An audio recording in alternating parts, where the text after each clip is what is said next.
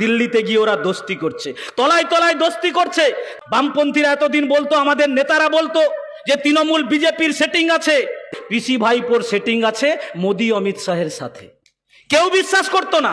আজকে জানেন আপনার এখানকার এমপি কে? অভিজিৎ গাঙ্গুলি। অভিজিৎ গাঙ্গুলি কি বলছে?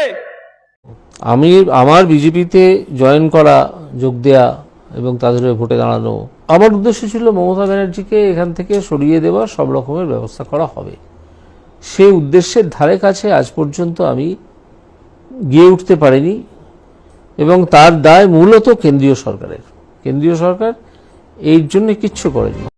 বলছে কি যে বিজেপির সঙ্গে তৃণমূলের সেটিংটা আছে, তাই এত চুরি দুর্নীতি লুট হচ্ছে, কাউকে গ্রেপ্তার করছে না।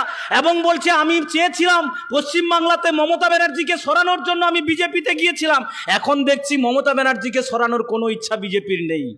আমরা বলছি অভিজিৎ বাবু আপনি একটু দেরিতে বুঝেছেন, আমরা অনেক আগে বুঝেছিলাম। আর বুঝেছিলাম বলে পশ্চিমবাংলার মাটিতে তৃণমূলের চুরি দুর্নীতি লুট তোলাবাজি থেকে শুরু করে এসএসসি প্রাইমারিতে লক্ষ লক্ষ টাকা লুট হয়ে গেছে। এ বাংলার বেকার যুবকদের ভবিষ্যৎ যারা ছিনিমিনি খেলেছে, ধ্বংস করে দিয়েছে, তাদের বিরুদ্ধে কেন্দ্রের সিবিআই ইডি, যেমন আমার মায়েরা এখানে বসে আছেন, আপনাদের অভিজ্ঞতা সিরিয়াল দেখেন, কবে শেষ হবে কেউ জানে না, পর্বের পর পর্ব চলছে। তেমনি করে আপনি দেখছেন সিবিআই ইডির তদন্ত বছরের পর বছর চলছে, শেষ কবে হবে কেউ জানে না। কারণ এরা কেউ কোনোদিন, এরা তৃণমূল বিজেপির বিরুদ্ধে, বিজেপি তৃণমূলের বিরুদ্ধে লড়াই করবে না।